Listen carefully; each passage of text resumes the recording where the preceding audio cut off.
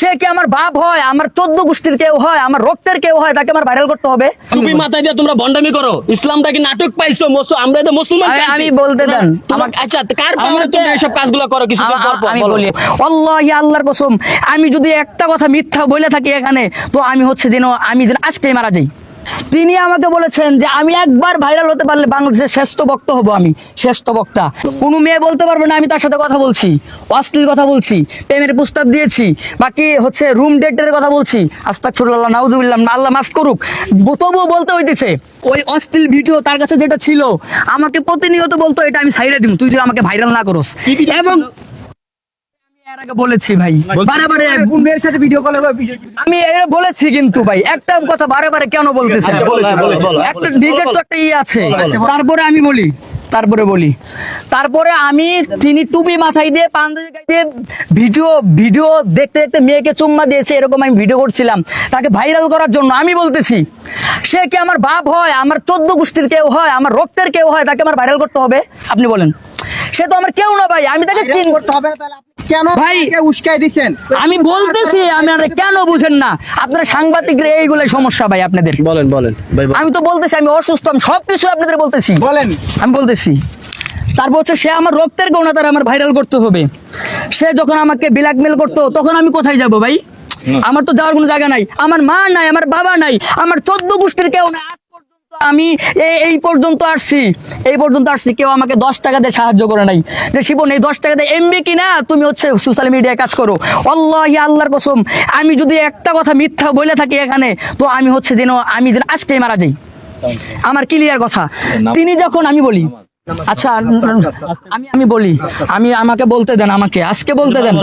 আমি মাদ্রাসা থেকে চলে আসছি ভাই, আমি যখন চলে যাই সবাইকে আমি বলে গিয়েছি ভাই আমি মাদ্রাসা গেতেছি, আমাকে জন্য দোয়া করেন। আমি কেন বলেছি?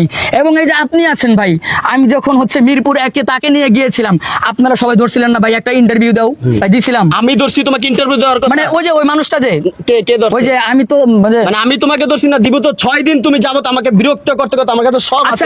আমি বলি, আমি আমাকে কি বলছো? আমি বলি তুমি যে কত বড় ফটকা, আমি বলি টাকা আমার কথা আগে শোনো, যে কত বড় ফটকা মিডিয়ার মানুষ, আমি যে প্রুফ করে দিব আমার কাছে আছে। আচ্ছা আমি বলি, শেষ করতে দাও আমার কথা, আগে শেষ করি তারপর কথা।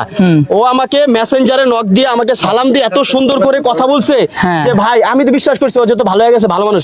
বলতেছে ভাই এরকম একটা মাওলানা চুল লাল কইরা পোশাক চেঞ্জ করে জামা কাপড় পরে লাইছে, সে তো একবারে খুব খারাপ করে ফেলাইছে। আর সে হলো মনে করেন কি যে দেশে গজব দিয়ে দিছে ভাই, মানে একবার দেশে কেমন শুরু হয়ে যাবো গা এমন অবস্থা। তাকে একটু প্রতিবাদ করেন, আপনি তো ভাই প্রতিবাদের ভিডিও বানান, এই বয়স সব আমার কাছে আছে। আচ্ছা আমি বললাম তুমি কোথা থেকে জানো?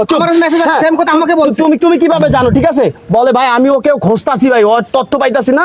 আরেকটা নাম বলছে, সেটা হলো গিয়ে মুসলিম টিভি। মুসলিম টিভি আমি দুইজন মিলে খোঁজতাছি ভাই, ওরে পাইলেই আপনার ভাই আমি খবর দিন ভাই, আপনি ইন্টারভিউটা নেবেন। আমি কাছে দাও, পাও কিনা, কথা শেষ করতে দাও, পাও কিনা। হ্যাঁ পরে হ্যাঁ, আরে ভাই আপনি যা বলবেন আমি স্বীকার করে নিলাম, আমি বলেছি। আমার তো বলতে দাও, হ্যাঁ কি বলছো তুমি, কি করছো সেটা স্বীকার করো সবার সামনে, তোমার তো ভিডিও আছে। আচ্ছা তুমি মাথায় দিয়ে তোমরা ভন্ডামি করো, ইসলামটা কি নাটক পাইছো? আমরা তো মুসলমান। আমি বলতে দেন আমাকে। আচ্ছা কার পাওয়ারে তুমি এইসব কাজগুলো করো? কিছু আমি বলি, আমাকে বলতে দিতে হবে। কি বলতে দিব তুমি বলো? আমি বলি, বাদন ভাইয়া, সব জায়গায় আমি আপনাদের সবার উদ্দেশ্য বলি, সব জায়গায় মানে সবকিছু চলে না। আমি এমনিতেই আমি আপনাদের মানে ইন্টারভিউর আগে বলছি যে আমি অসুস্থ, ঠিক আছে, আমাকে কথাগুলো বলতে দেন সাজায় গুছায়। আমি সবাইকে মেসেজ, ওই এক যে আপনাকে দিয়েছি না, ওটা আমি সবাইকে মেসেজ দিয়েছি, আমি মেনে নিলাম। আমি তো প্রথমেই বলেছি যে মেসেজগুলো আপনাদের কাছে দিয়েছি, এটা আমি আগেই মেনে নিয়েছি। হ্যাঁ আমি দোষ করেছি, কেন দোষ করেছি এটার উত্তর দিতেছি আমি আপনাদেরকে, কিন্তু বারে তো একটা কথা বললে হবে না যে এটা করছো। তারপরে সে ভাইরাল হবে তার সাজানো ছিল, আমি বলি সে ভাইরাল হবে তার সাজানো ছিল। আমি ভিডিও দিয়েছি তার ভিডিও, তাকে ভাইরাল করার জন্য। কেন? তিনি আমাকে বলেছেন যে আমি একবার ভাইরাল হতে পারলে বাংলাদেশের শ্রেষ্ঠ বক্তা হব, আমি শ্রেষ্ঠ বক্তা।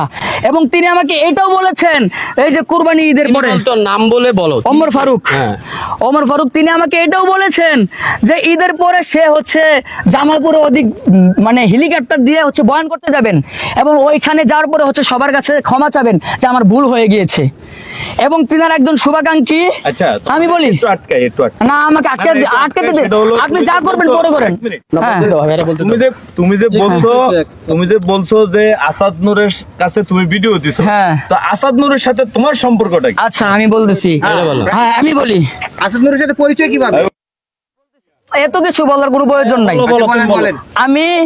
আমি যখন ওই জগতে ছিলাম, কোন জগতে? আমি যখন টিকটক আর যেটাকে বলে মানে বস্তি প্ল্যাটফর্মে ছিলাম আর কি, হ্যাঁ, তো তখন থেকে আমি তার সাথে কথা বলি, কার সাথে? ওই আসাদ নূরের সাথে। কিন্তু আমি ভালো হওয়ার পরে তার সাথে আমি কথা বলি না।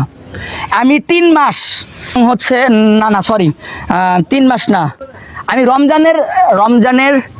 রমজানের আগ থেকে, হ্যাঁ, আর 3 মাস আগ থেকে কোনো মেয়ে বলতে পারবে না, বাংলাদেশের সব মেয়েকে চ্যালেঞ্জ, কোনো মেয়ে বলতে পারবে না আমি কারোর সাথে কথা বলি। এই, আচ্ছা আমি কথা বলতে দেন ভাই, আচ্ছা আমি বলতে দেন, শেষ অন্য করে আচ্ছা বলো হ্যাঁ। আমাকে বলতে দেন। আমি কি কথা বলতেছি এটা যদি না বলি তাহলে বুঝবেন না। কোনো মেয়ে বলতে পারবে না আমি তার সাথে কথা বলছি, অশ্লীল কথা বলছি, প্রেমের প্রস্তাব দিয়েছি, বাকি হচ্ছে রুম ডেটের কথা বলছি, আস্তাগফিরুল্লাহ, নাউজুবিল্লাহ, আল্লাহ মাফ করুক, তবুও বলতে হইতেছে। হ্যাঁ, তো আপনি যে বললেন যে ভাই পম্পমের সাথে কথা বলেছো, একটা সেলিব্রিটি আর একটা সেলিব্রিটির সাথে কথা বলবে, মানে এটা স্বাভাবিক ভাই, রাইট। ঠিক আছে, বলো। এটা স্বাভাবিক না ভাই? আচ্ছা তুমি না ভালো হয়ে গেছো তাহলে সেলিব্রিটি তুমি করো কেন তোমারে?